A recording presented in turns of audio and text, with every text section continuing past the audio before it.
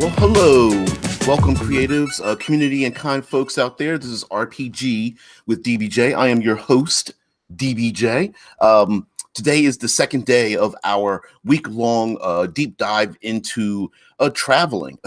I named it Traveling Plans, but basically it's the in-between moments, the getting from A to B, the traveling in RPGs, whether it's you know, high fantasy or science fiction, which we'll hit when we hit future Fridays. But basically, and essentially, it is traveling through your RPG setting and how we can handle some of those things. Brought up a bunch of those yesterday. Didn't really dive deep into monsters on Monster Monday, but nonetheless, we did talk about a number of subjects. Hello, chat. Hello, Fat Ninja, Azala. Yes, doing much better. Great. Glad to hear it. Scott, Prue, thanks for joining me. I decided to, and I could probably do a whole week on this. I decided to bring out the Dungeon Master's Guide. And the reason why I say I could probably do a week on just this book is because oftentimes maybe it's been so long that we've gotten used to it, fallen into a rut. But those of you who are 5th edition Dungeons and Dragons fans, sometimes we get into arguments about whether there's a rule or not, or how we want to play our games, or creating homebrew rules. But the Dungeon Master's Guide essentially is a in this iteration of 5th edition is made up of basically two parts: suggestions on how to build your world and how to adjudicate some of those things, and a ton of modular rules sets. They've stopped calling it modules, but I remember when it was D&D Next, they intended, instead of the old school use of modules, which were like these mini flimsy adventures, they were going to call rules that you would implement or replace in your world modules. And so they created this modular rule set, and the Dungeon Master's Guide is full of them, whether it has to do with healing or races, motivations for your bad guys, the inner and outer planes, creating encounters and all those kind of things, even how to use proficiency and dice and inspiration and all those kind of things. There's modular rules in here that you could use. So literally, if you have somebody who is like, I don't want to use anything unless it's from WotC, and I don't want to homebrew my world, but I really do want to use different rule sets, the Dungeon Master's Guide is good for that. Azal says WotC is getting a lot of people mad again because of what they did with Boogie 2988. I didn't hear that. I'd have to look into that. Deadman says, I had a group where the issue was the players were too travel happy. If I didn't keep an incentive in front of them, they would try to travel or journey somewhere else. Might have been due to living in a crap hole in real life. Yeah, Avens. Yeah.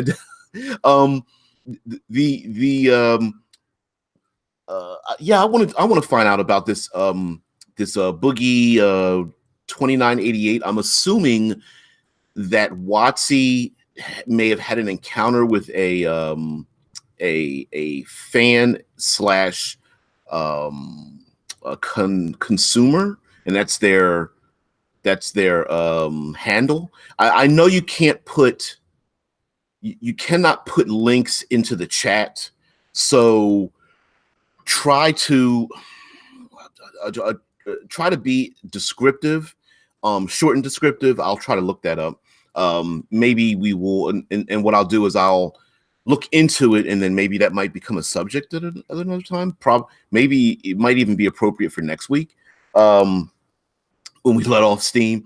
But anyway, yeah, one of the issues with having a lot of travel is that when you want to create a sandbox, sometimes the players only just want to play in the sand. They really don't want to go anywhere specific. They're just like, running around randomly like hyper children in a department store. They're not really interested in any one thing or getting to one place. Their main interest is just poking things and then running away. That can be an issue or a problem, especially if you're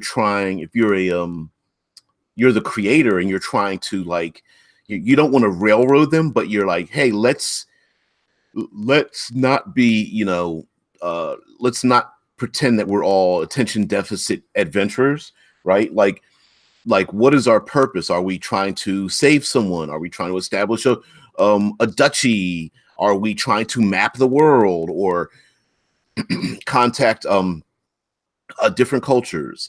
Azala says Watsi wanted Boogie to be part of a charity stream. Some people called him homophobic and they booted him off the stream before he even said yes to it.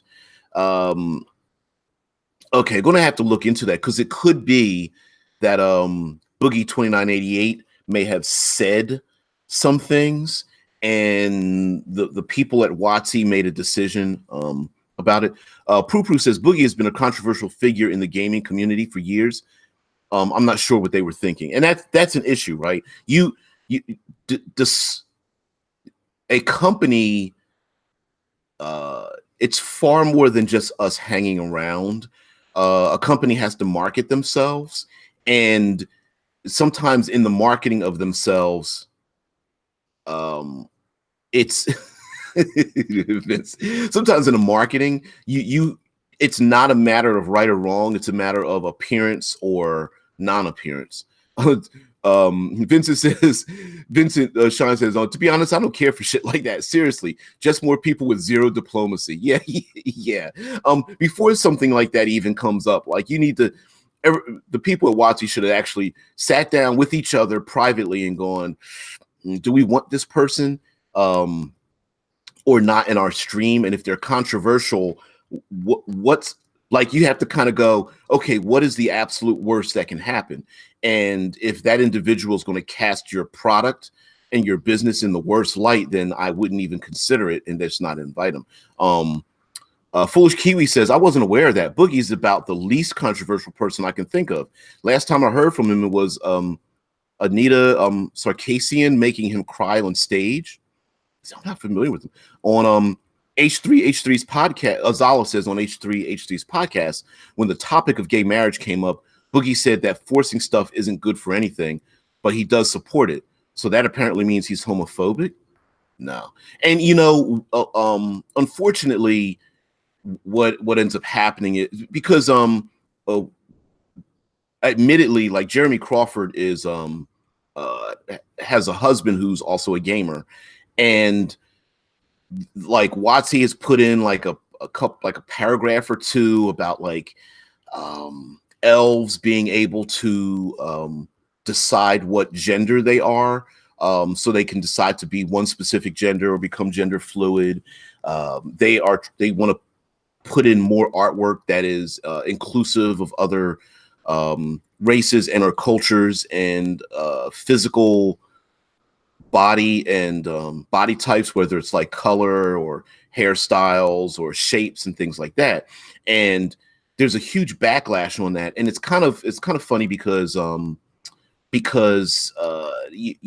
one hand, you hear everyone's like, hey, keep your politics out of my game, but on the other hand, it's like, well, as a company, people spend money, and if they don't look or sound or act or engage in the things that you're involved in, then you are excluding them from buying your product. And you want to advertise your product and say, hey, listen, you too can be part of our product. And by the way, here's a little blurb of something that proves that we want you part of our product, so you spend your money. And I don't see a problem with marketing. Like I don't have a problem with that.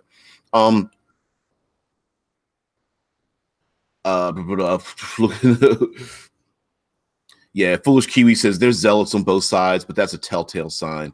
Yeah, Zala says he said one thing some people didn't like, so now it's being completely taken out of context to ruin his career.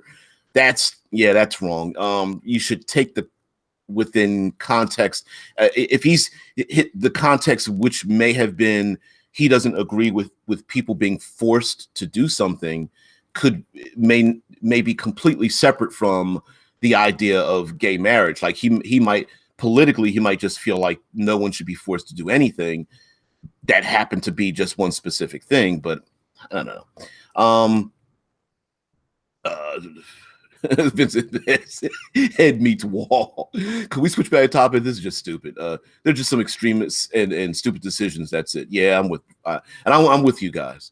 What I wanted to talk, what I really wanted to specify is that that there is a document that actually talks about the idea of travel and random encounters and all those kind of things. And I just wanted to bring up the fact that random encounters have a number of purposes. And I'm going to read some of these. This is actually from the Dungeon Master's Guide, and some of the specifics up here.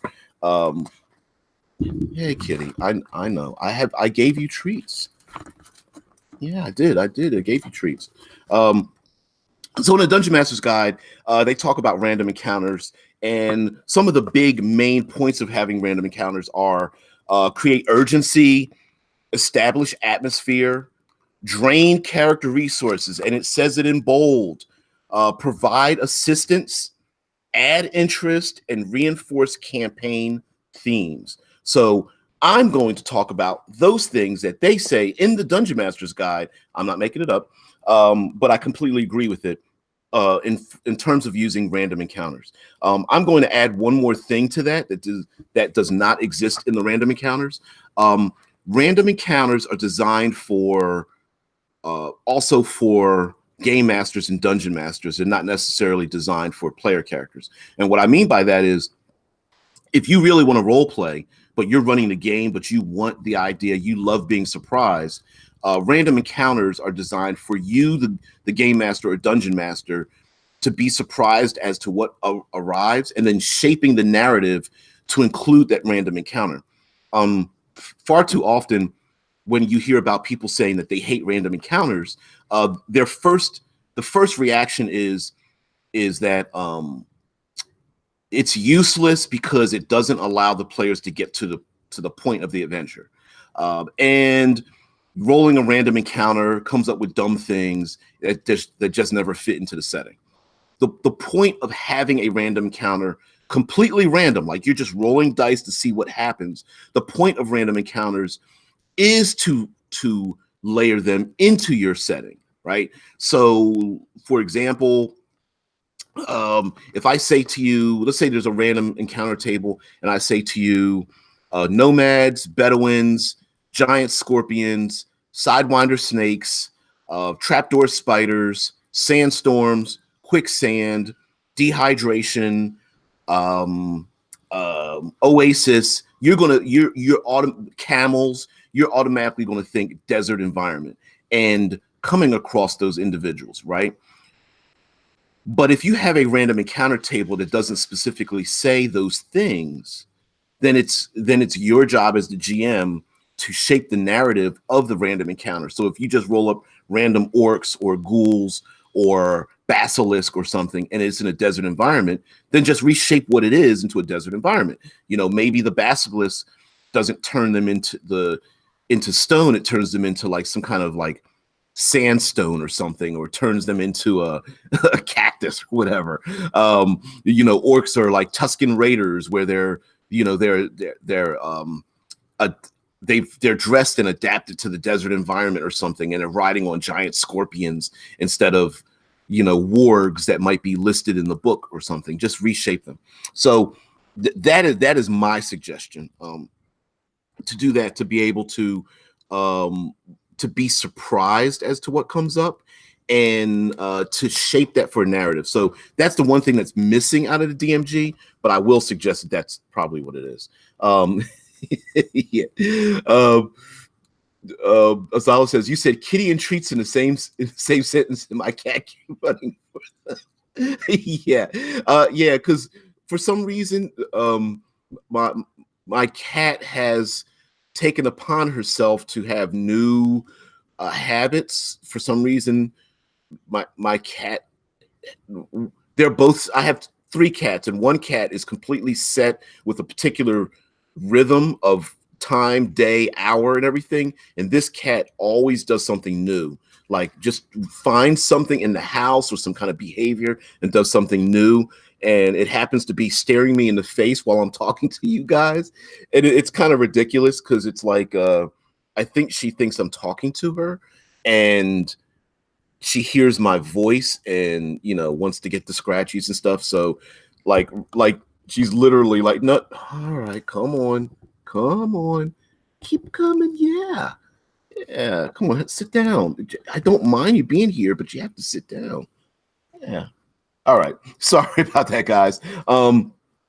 Vincent says, gee, I found out about the 200 words RPG challenge yesterday through the One Shot podcast, where they played Dear Elizabeth, a very interesting contest with lots of unique RPG ideas. Oh, you haven't heard of the 200 word RPG contest? Yeah, every year there's a people submit. I mean, it's pretty self-explanatory, right? You can look up the submissions, the top submissions for the 200 words RPG challenge. Sometimes it's referred to as the one-page RPG challenge as well. But yeah, there's one was called the terrible RPG, where you just take a sheet of paper and you write down on the sheet of paper all of your character's abilities. And every time you do something, you have to tear a piece of paper off, and it has to tear off at least one letter of what it is that you can do. There's all kinds of things on there, and they go back quite a few years, at least I want to say 3 years. So you can find some great ones. Some aren't even really games; they're more like thought exercises. But yeah, 200 word RPG. The look up 200 words RPG challenge, and you can even type in years like 2017, 2015, that kind of thing, and look some of them up. They're pretty cool, especially if you are really into thinking outside the box and or rules light systems. Started 2015. Have I ever played any of them? Oh, wow. No, although I have played Lasers and Feelings. I think that's like a one page. Was it part of the 200 word RPG challenge? Not certain. I've played Lasers and Feelings and like 5 or 6 derivations thereof that were created within the one shot group, Facebook group, or maybe it was the Absolute Tabletop group. But anyway, someone went through and like made a bunch of them, like I don't know, like Poisons and Assassin, like, because Lasers and Feelings is a real simple system, so it's like something and something. Yeah, if Lasers and Feeling, I thought it was more than 200 words, but it might have started there. Yeah, there's a ton of like micro RPGs out there, where they try to incorporate as many rules as possible. The 200 word challenge is pretty bare, but it's actually pretty good. But for random encounters, this is something that I absolutely agree with, where it says creating urgency. I'm a big proponent of tension, pressure, urgency, timers, anything to move the action forward. Anything. One of the tenets that I kind of fall by when people talk about creating campaign settings is that when players sit still, the world should move the players. In any matter, whether they're in a city, whether they're camping, whether they're in a wizard's tower, whether they're having drinks, anything, it should absolutely move them. It should push them into the world. So if the players are camping, something should get them motivated to move from where they're at to move forward. Prue says, I've played one page ripoff. Yeah. What's another one? Everyone is John is another like one page game, rules light game. Vincent Shine says, I love Lady Blackbird, even though it's a bit longer than one page, but it's in the same design space. Lady Blackbird is a great, I like the idea of the keys. And what's the other one? There's another one called Ghost Echo, or yeah, I think it's like Ghost Phase or Ghost Echo, that I think is a great system. It's like 2 pages long and it's very evocative. Yeah, new swipe system. Not sure what that means. Lady Blackbird is a great one about, airships and everyone's playing a person and being assaulted by pirates and stuff. Very much like a pick up and go role playing game rather than like a rules light game. I don't find it rules light, but it is very like compact. Like, I don't know, print off like 5 pages, give everybody a character sheet, and you're done. And you just roll along. All the rules are on the characters. Everything, couple of dice, you're done. But as far as random counters, creating urgency, having something move the PCs, whether it is the weather, whether it is there are creatures, whether there are guardians or something. There's patrols by the king, where there's political upheaval. It doesn't really matter. Something along the lines should start to push and prod the PCs forward. Whether it's a sound that they hear, the temperature change. More and more they are, if they're camping in the woods and deer come by, oh great, there's deer, and then maybe predators want to hunt the deer, and then maybe other predators want to fight for dominance, and then there are hunters who are hunting the predators who are hunting the deer. Like, just have things start piling till they move their ass. Establishing atmosphere and reinforcing campaign themes are 2 different parts here, but I think they're one and the same. You want to establish the atmosphere of wherever they're located. If it isn't a dangerous woodland, then it wouldn't be very much of a threat. But for the most part, PCs like to go to dangerous places.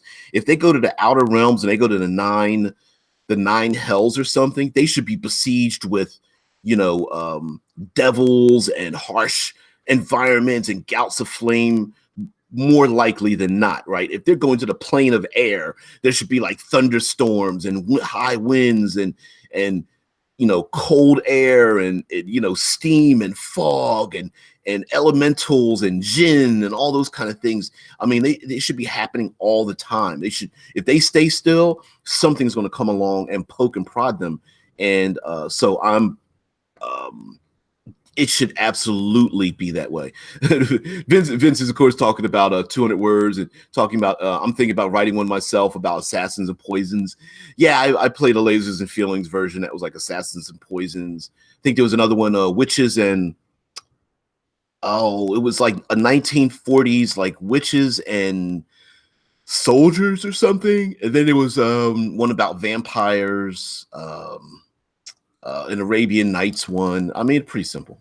Also, doing a 200-word RPG or like 1-page RPG really focuses your intentions down to what is the real purpose of the RPG you're creating. There's no chance for extraneous information. It's very much elevator pitch. Like, how can you explain the rules, get people involved in it, make something exciting, and tell people here's how you play the game and have fun. But establishing the atmosphere also means like whether you are trying to come up with like a horror theme or high action or political intrigue. So a random encounter, let's say with political intrigue, could be running across a thief or assassin or a spy or a faction that's trying to recruit people to them or up to their side, or it could be stumbling across threats or violence or something, or poison or briberies happening. It could be agents are being paid to keep strangers out of a particular section of a city or a room or away from a castle or something. Because and it doesn't necessarily mean that the PCs are an enemy. It's just an encounter, and I think that's what I mentioned yesterday, that encounters do not mean combat. Encounters mean you come across something that is of interest, possibly, and your interest or the PC's interest or lack of interest can modify that encounter to allow it to extend something else. For example, PCs are traveling through the woods and they hear people down at a stream. The travelers are washing up. Maybe they're getting their supplies. They've got a couple of horses, and I don't know, there's rabid wolves or something start to surround them. And if the PCs shrug their shoulders and they go, well, they're on their own, and leave, you can then allow, even though they've ignored that encounter, they avoided it. They're not being attacked by wolves or rabid wolves or something. There were some travelers that were just on their way, with a couple of horses and a wagon, and they get attacked. You can then extend that encounter out further. Maybe someone saw the PCs ignore them. Maybe the story of these dead, travelers starts to spread. Maybe later on, the PCs are hired to find, when they get to town, to find their lost loved ones who went to travel. Maybe there's evidence. The town is like, hey, when they get to town, they're like, hey, we want to hire you to get rid of these rabid wolves, and the player's like, ooh, we just passed them. Any number of things could be. Maybe there's an old hag that controls the rabid wolves, and maybe these travelers had something important, or they kidnapped someone, or there was a child with special abilities. It was of a sorceress origin, and now that child is been kidnapped, or was killed, or someone was royal and they were trying to hide and the PCs ignored it. Like, you can allow those things to start to build upon themselves, even if they ignore what is going on. Azala says, my boyfriend is working on a game. I'm tempted to work on some different settings for Atomic Highway. Okay, I would love to hear about it later on, especially when it starts to come to fruition. Go through some play testing. Don't be afraid. One of the best tools in game design, when designing anything as a creator, are a pair of scissors. Sometimes we hold on to things that we think are excellent and other people just have no interest in at that particular time and place. And sometimes you need to cut your favorite thing out.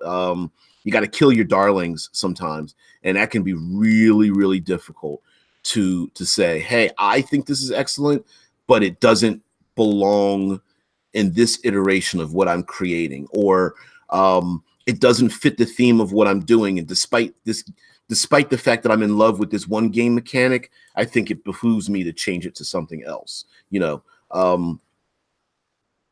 Scott Poe says another motivator is to trick them into messing with something, having something that draws the PCs into bothering it, whether it's like something that's abandoned or lost, a camp that looks abandoned but there's still a fire going. Prue says, damn it, be right back. Yeah, sorry.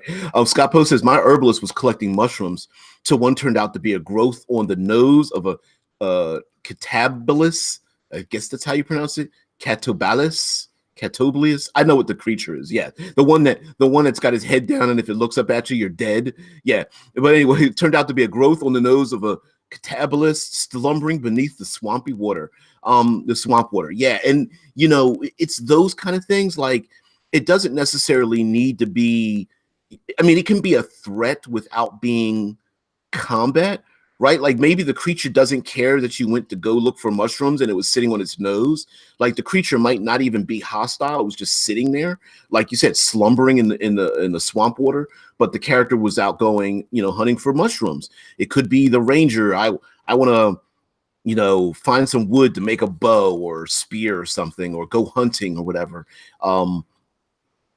Yeah, it's the kind of things.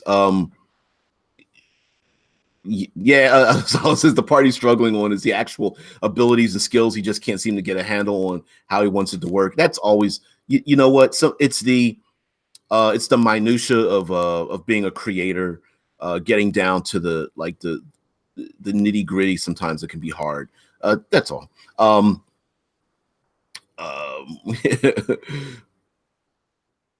Vincent says Blades in the Dark used to have two attributes, Blades and Dark. Yeah, yeah.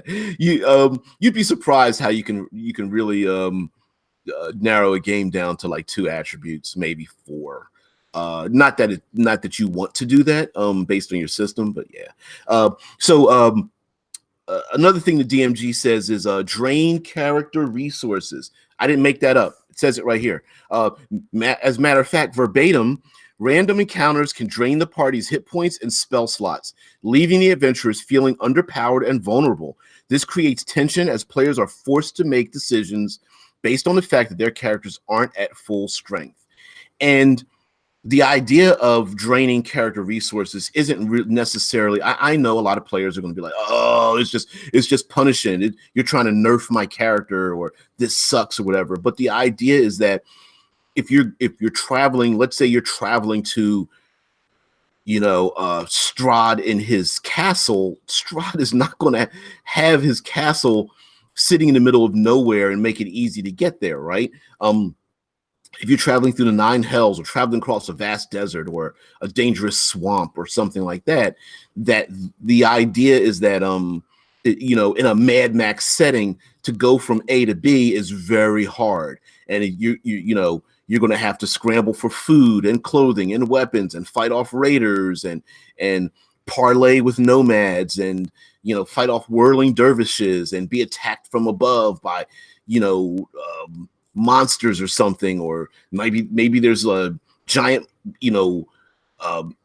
old machines from an ancient war that are wandering around, or the undead, or old hags that are trying to steal your soul or something. And after a ton of these encounters, whether they are allies of the big bad or something like that, by the time you get there, you're so exhausted, which is why the whole point of how many adventurers start out with people went to discover X and have never returned. They sailed on a ship, and there were three enterprises went on a ship to this island. They've never returned. They went across the cursed desert, never returned. They went through the dark, swamp of nightmare, never returned. Well, there's a reason why they never returned, because they got killed by random encounters. And the idea is that those encounters are something that that the PCs may have to run from to maintain their resources, to not know what the future holds, and to modulate their resources. And learning resource management, I think, is a lost art, especially when every encounter is, hey, we're back to full strength, no big deal. Vincent says, I would actually love to have some kind of resources for characters that don't just refill after a good night rest. Something like you ultimate abilities you can only use once per level, for example. To talk about that, in the Dungeon Master's Guide, they talk about short rest, long rest, and those kind of things. As a matter of fact, let me see if I can read this here. Here we go. Reading verbatim from the DMG, page 85. So this is, let's see if we can go in here. Let's see if it'll focus in about draining character resources. But let's see if we can find this here. Boom, boom, boom, boom. Let's go down here. The Adventuring Day. I'm going to read this verbatim. Assuming typical adventuring conditions and average luck, most adventuring parties can handle about 6 to 8 medium or hard encounters in a day. If the adventurer has more easy encounters, the adventurers can get through more. If it has more deadly encounters, they can handle fewer. In the same way, then they talk about figuring out XP. And it says, For each character in the party, use the adventuring day XP table to estimate how much XP that character is expected to earn in a day. This provides a rough estimate for the adjusted XP value for encounters the party can handle before the characters will need to take a long rest. And it says short rests. In general, over the course of a full adventuring day, the party will likely need to take 2 short rests, about 1/3 and 2/3 of the way through the day.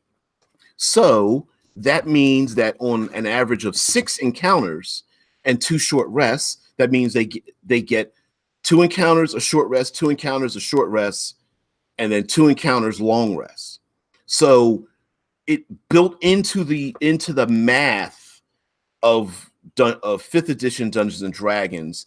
That is what's expected. So it is not like encounter full rest. It's encounter short rest, encounter short rest, encounter. Oh, time to take a long rest. That's the math involved in it. The fact that many people aren't playing it, maybe because they haven't reinforced that that's what it's like, but also because if people aren't playing it that way, that's why when the players are always at full strength every time they encounter something, that's why it seems to be like, wow, I'm using a CR12 creature against, a level 4 party. Why is it getting defeated? Well, because a level 4 party would have already had 5 encounters before they encountered that creature or that group of creatures or something. Vincent says, or that you can actually only make 1 long rest when you're actually safe. Well, you shouldn't be able to make a long rest if you're not safe at all, right? There's no such thing as having a short rest if you're not resting in a place where you can do it shortly or longly, right?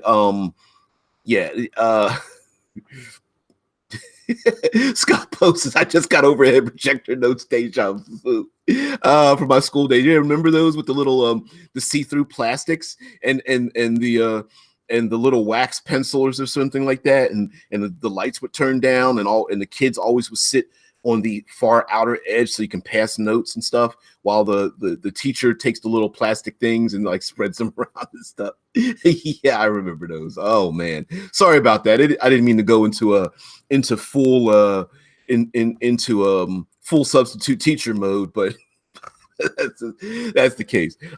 Okay, so anyway, for encounters, they also another bullet point is provide assistance and add interest. So providing assistance means that an encounter could be anything, whether it's literally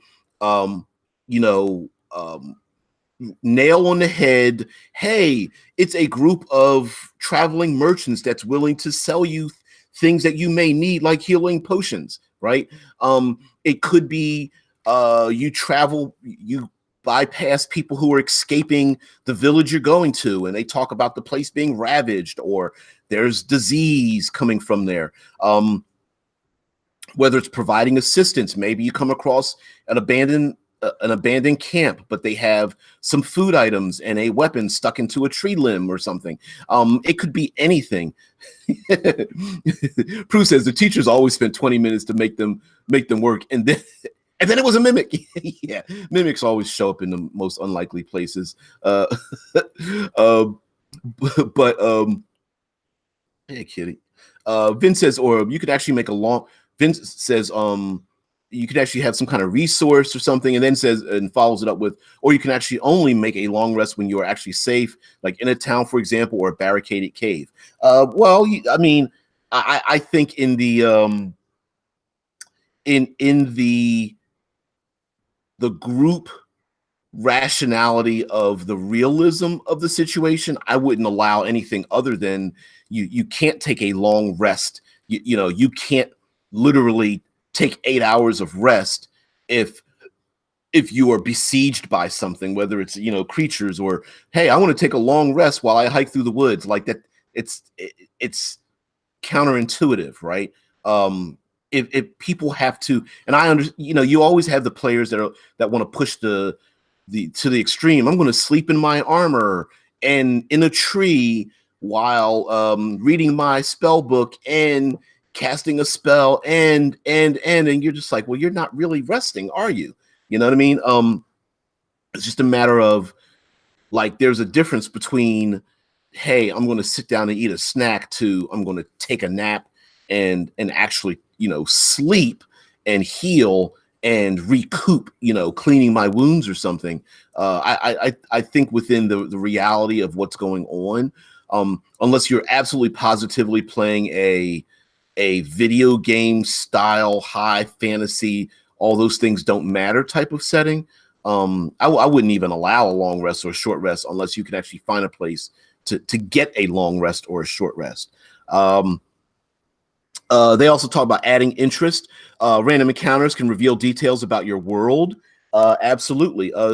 Instead of doing info dumps, random encounters are a GM tool to get across those thematic elements that you want in your world.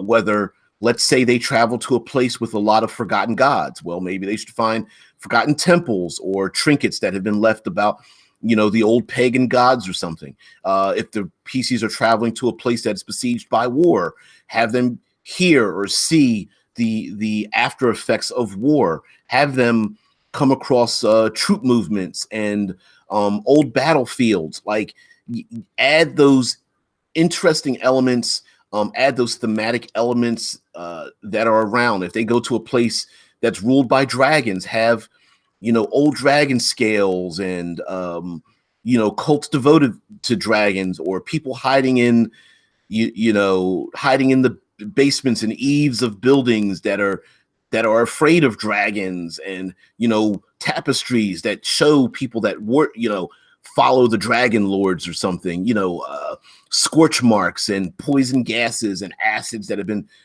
sprayed out across the ground that show evidence of their breath weapons. The large predators or predatory animals or herds of animals that were killed, and it looks like they were killed by a big giant creature or lizard or something. All of those things, notes scrawled on cave walls about dragons, just reinforce the themes of your world through the encounters, and therefore establishing whether it's horror or political intrigue or something like that. Whether in a city or traveling between cities or anything like that. And lastly, it was, let's say, reinforce campaign themes, which basically encompasses everything else. Is the theme laughter and jokes, and the PCs are like a bardic troupe or something, and maybe they come across really silly NPCs. Maybe it's not about threats, maybe it's about more high adventure or something. So absolutely, random encounters should involve that. And what is it? Xanathar's Guide to Everything has random encounter tables based on level and where you're located, if I'm not mistaken. And yep, Xanathar's Guide to Everything. Sorry, Xanathar's Guide to Everything. Random encounters. These are tables. I think the first one starts at there we go, Arctic, and gives some random encounters for some Arctic encounters, creatures, how many you encounter, who they are, what they are. Foolish Kiwi says also people seem to house rule full HP after a rest in some games where, as like in 3.5, it's only a few hit points per night of sleep. Lasting wounds or injuries can also be fun. We replaced heal checks with field surgery. Basically, you use equipment specific to the wounds. We call it a triage. Yes, as a matter of fact, you can call it a house rule, but it's in the DMG. The DMG actually says, like, as an optional rule, that you don't. First of all, you don't heal after a rest. You heal fully after a long rest by the rules, right? So the idea of healing after every short rest is not a thing, although some people take it as such, like, oh well, enough time's passed, it's been a day, so yeah, you heal after a rest because they're just saying that it's a full rest. But the idea of saying that you can only heal completely if you've actually taken the time to heal is not really a thing that's a house rule. It's actually a rule in the game. I'm actually gonna try to find it right now. Let's see if we can get to it. Healing. Here we go. But page 266, 267, Dungeon Master's Guide. Bam. Let's see. I know the light is going to make this. If we go down here, we have ourselves healing. And there's different variations on it. So it's not that anyone's making something up. It's the fact that they're just not using what's available. And I have no problem. It makes perfect sense. Like, hey, you're not just going to heal. You've got a broken leg, you've got a sprained ankle, you've got burns, you've got cuts. You need to use what is appropriate to heal the bite marks that are on your character, but you don't have what's necessary to heal the busted ribs or broken leg. Like, I get that. I don't have a problem with that. I think it makes perfect sense. For example, under healing, it says these optional rules make it easier or harder for adventurers to recover from injury, either increasing or reducing the amount of time your players can spend adventuring before rest is required. So if you add in the 6 to 8 encounters per adventuring day, and then the 2 short rests on average about 1/3 to 2/3 through, you can up or down the healing and the rest variants that you want to use. So, for example, like there's the healer's kit dependency. A character can't spend any hit dice after finishing a short rest until someone expends 1 use of a healer's kit to bandage and treat the character's wounds. Makes perfect sense. And it's literally 1 line.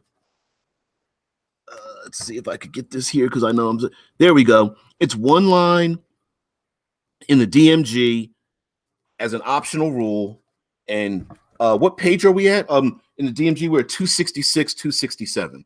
So there's artwork on page 266 in the Dungeon Master's Guide. So if you say as a DM, like, hey, I want to use this optional rule, and guess what? It's a 1-line optional rule. You cannot use your hit dice to heal after a short rest unless you use a healer's kit. 1 line, perfect. What else is there? There's healing surges. This optional rule allows characters heal up in the thick of combat and works well for parties that feature few or no characters with healing magic, or for campaigns in which magic healing is rare. And then there's a little rule there. There's also slow natural healing. Characters don't regain hit points at the end of a long rest. Instead, a character can spend hit dice to heal at the end of a long rest, just as with a short rest. This optional rule prolongs the amount of time that characters need to recover from their wounds without the benefits of magical healing, and works well for grittier, more realistic campaigns. And that's in the DMG. Pick that. And then the thing is that all of these are stackable, right? So you can say, well, I'm going to use slow natural healing, but I'm not going to use the healer's kit. Or I want to use the healer's kit, I'm not going to use healing surges, but I'll use slow natural healing. And it continues on. So while we try to homebrew a lot of things, I'm not saying that the DMG has all of your answers. What I'm saying is that the DMG, for the rules lawyers that are amongst you in your player group, or those people who don't want to homebrew, but they do want to use rules that makes it grittier, it does exist. It actually exists in a book. Pick up the book, look at it, boom, it's right there. Scott Poe says, how much is hit point loss actual damage, and how much is expended effort to you?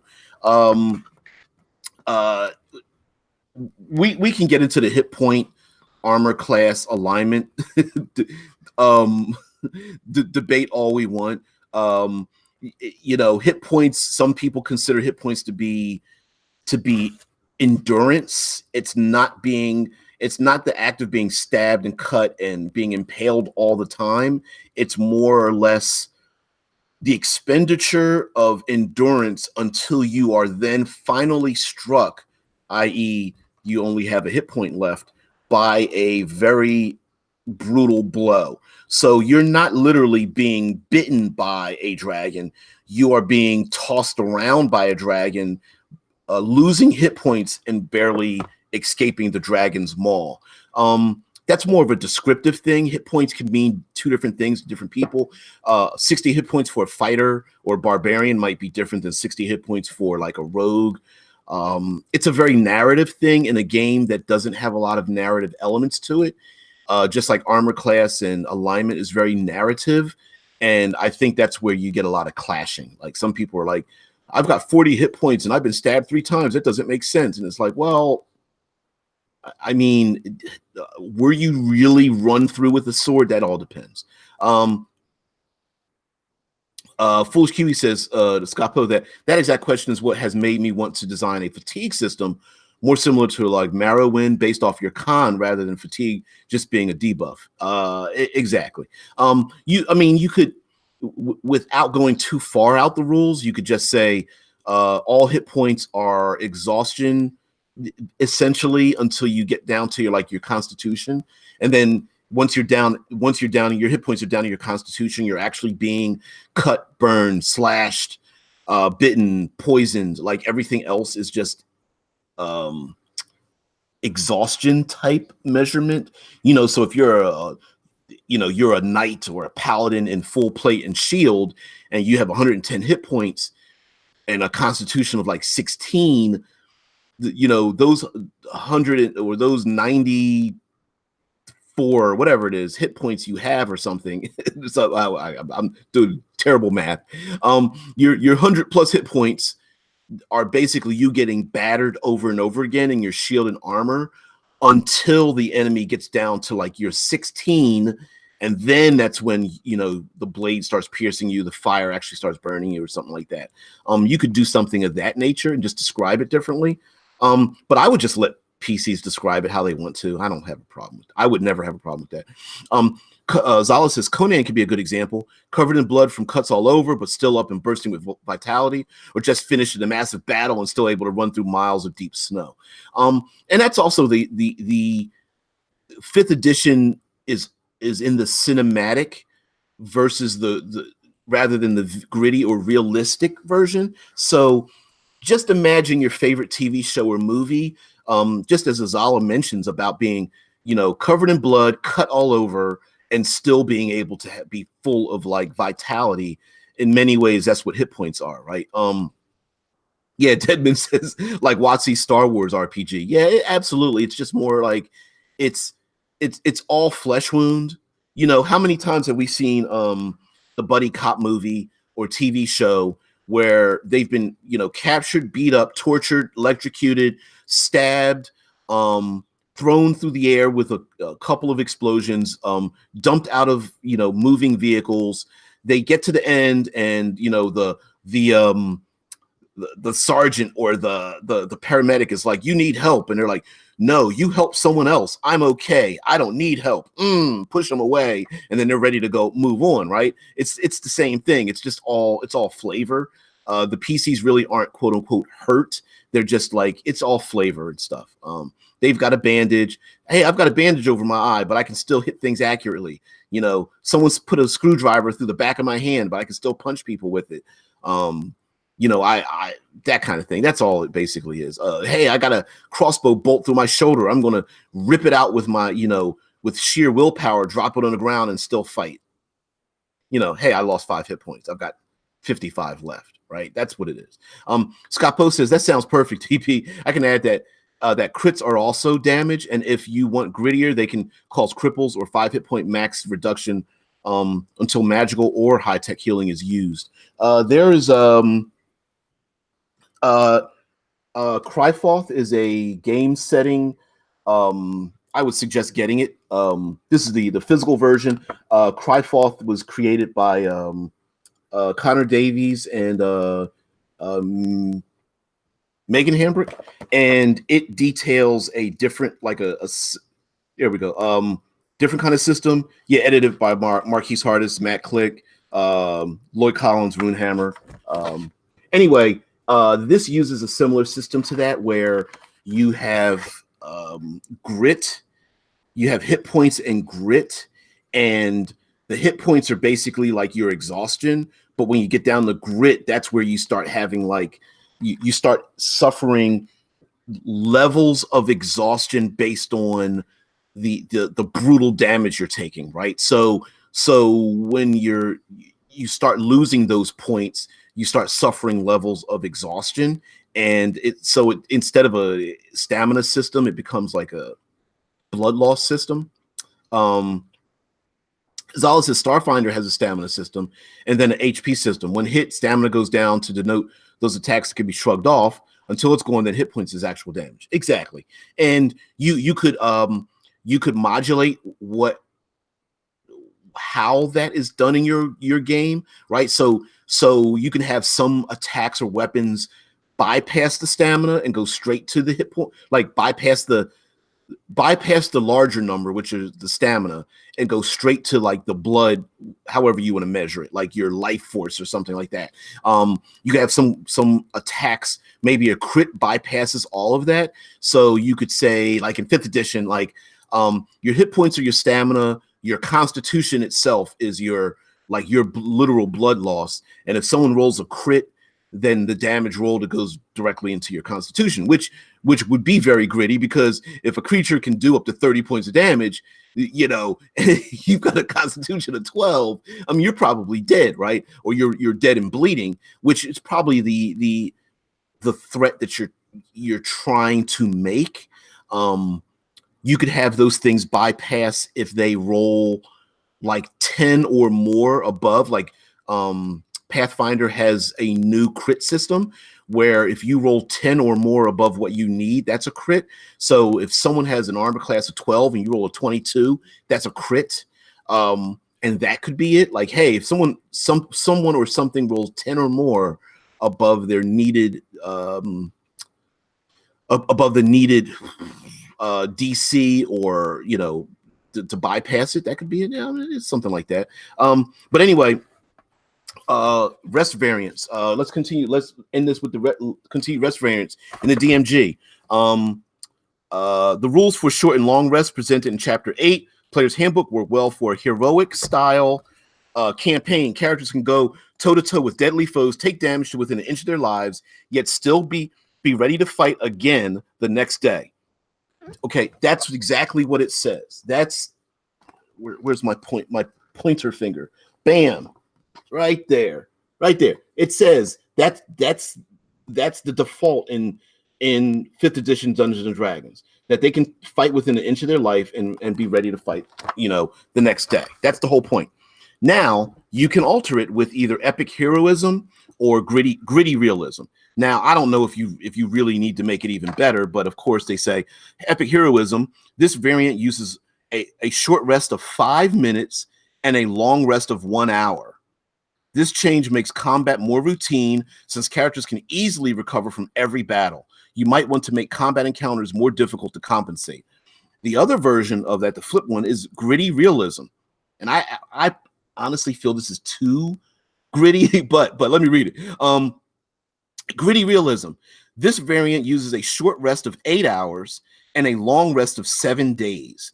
This puts the brakes on the campaign, requiring their players to carefully judge the benefits and drawbacks of combat. Characters can't afford to engage in too many battles in a row, and all adventuring requires careful planning.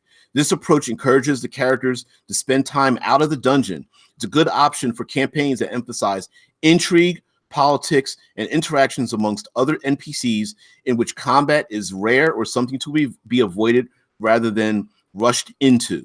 Okay, so that is all of the healing options you have in the DMG that you can layer, pick one or more of them. JP, what's up? Hey, sorry I'm late. I'm out of loop. Resting, travel sounds great. Let's have a long rest. Whoops, got astral project.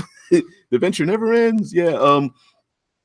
So yeah, those are options, as well as in the DMG page 272 talks about lingering injuries and massive damage and morale. So a foolish Kiwi says, I prefer nitty gritty. Combat is scary, and running away is something you actively keep in mind when you position yourself. Absolutely agree with that. Absolutely agree. But then again, that's my group's kind of culture, which it's odd how some people, especially if they're new to the game or they've always been players, that like a video game that adjusts the enemies based on the character's strengths, that running away doesn't seem to be an option because there's the assumption that everything they encounter they should be able to handle and defeat. And I started playing like in 1977, 78. Yeah, running away was always an option that we used more often than not. But anyway, there's also there's all rules in here about like if you want to do like cleaving through. Where's my finger at? Damn it. There we go. Cleaving through creatures. Lingering injury table. Massive damage options. System shock. Morale. So these things actually exist. There are actual rules for those rules lawyers out there. You can pick and choose them. Doesn't matter. Lingering injuries are those things like you guys know about how unreasonable, if you are a gritty role player, how unreasonable it is for people to like not have limps or wounds or battle scars or those kind of things. That's where your lingering injuries come from. There's everything from losing an eye, an arm or a hand, foot, you've got a limp, internal injuries, broken ribs, horrible scar, festering wound, minor scar. So you basically roll a d20 and you want to roll high, right? You roll low and you get like a festering wound. It says your hit point maximum is reduced by 1. Every 24 hours, the wound persists. If your hit point maximum drops to 0, you die. The wound heals if you receive magical healing. Alternatively, someone can tend to the wound and make a DC 15 wisdom medicine check once every 24 hours. After 10 successes, the wound heals. Right? So those are things using lingering injuries and saying, hey, guys, I want to use lingering injuries in our game. That's also possible. Same thing with massive damage rules and system shock, which was in second edition. That kind of thing. Azala says in the chat, I prefer the Conan style of combat, a hero fighting against all odds with pure physical might and willpower and still winning. Yeah, I could see that. I agree to an extent, Azala, but I feel like the odds weren't actually against me dice-wise. I don't feel super accomplished. It's that gambler thing. That's what Foolish Kiwi says. Jared Piedmont says, I find damaging ability scores is a much better method of coaxing the sensation of attrition in combat. Sure, your hit points and spells come back, but what about that -4 to all your stats? I tend to use in the cinematic environments books.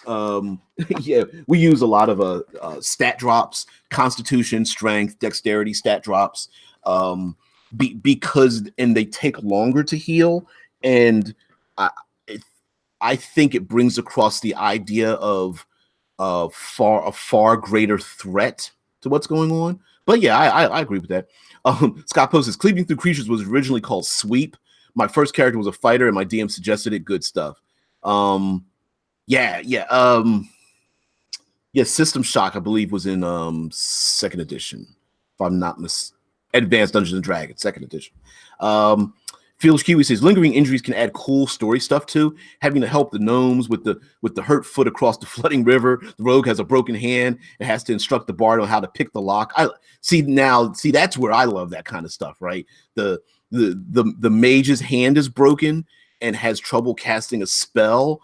The fighter has a broken leg and wants to, leave me behind while I hold off the orc raiders. I love that kind of stuff.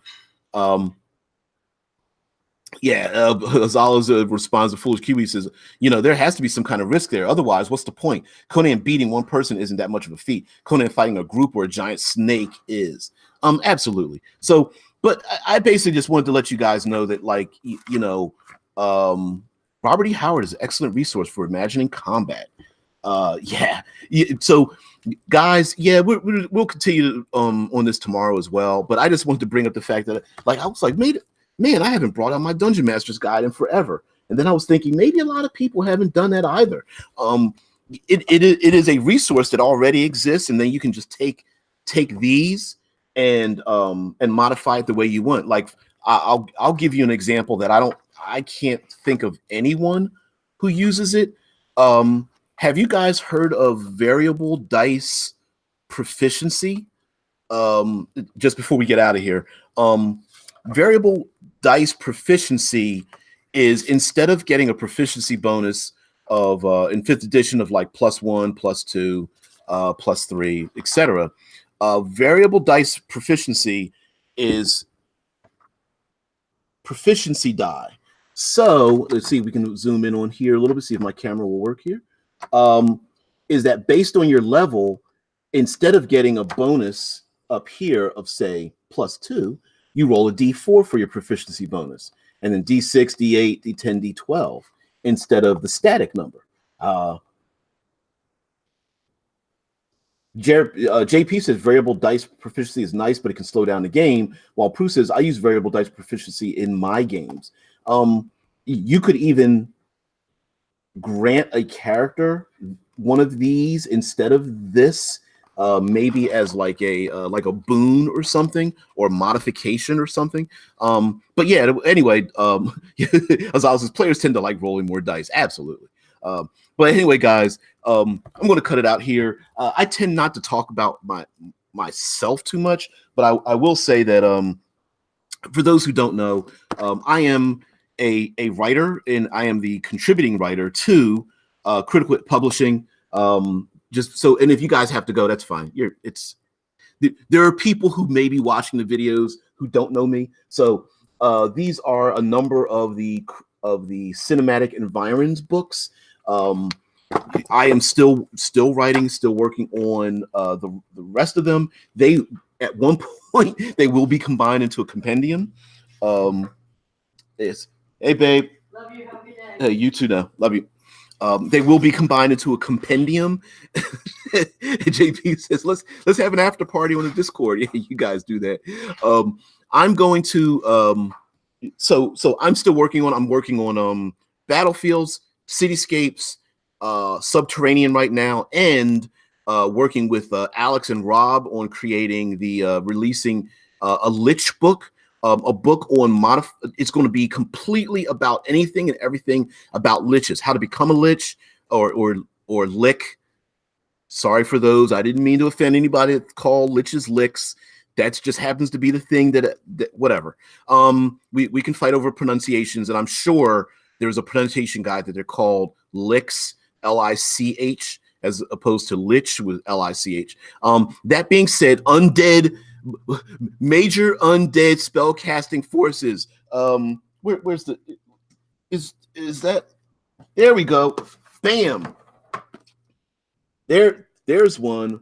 That's what I'm talking about. Anyway, we will be releasing a book that has to do with them and their powers and abilities and modifying them, and a Lich of Songs, Lich of Dreams, Lich of Storms, whatever, and all the story parts thereof. But lastly, I'm still working on doing digital things. I want to bring the chat in so that people can see what's going on in the chat visually, and give you guys kind of a shout out. I'm going to establish an email address so that those who can't participate, or the chat's not really a good place to talk long form, to send me emails, and I will read the emails and respond to them. So that will be coming soon as well. And lastly, and I'll bring this up in the beginning of probably more of my streams, I'm hosting a panel for the 24-hour convention, online convention called Con+1, and I will be in the panel. I'm hosting a panel called Cinematic Environs. That link is actually open. You can see that. There'll be reminders later on, but I'm hosting a panel on using the environment in a cinematic way, and I hope you guys can join me. It is November 3rd, Saturday. This time, 6 a.m. my time, Eastern Standard Time. So whatever that is for you guys. Hopefully you'll be notified again because it actually is public now. And I'll be hosting that as well. So anyway, guys, everybody have a good day. Thanks for joining me. Next week we get to go off. I'm still working on the thumbnails. I got to get it nice and annoying. To really clickbaity. I'm going to try to get a photograph of my cat in there, maybe some boobs.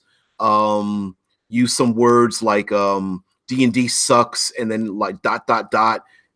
because of or you're doing this wrong, or top 10 worst ... or something like that. Like it's going to be something silly like that. Anyway, you guys, thanks for joining me. I'm DBJ. Thanks for joining RPG with DBJ, and I'm out. And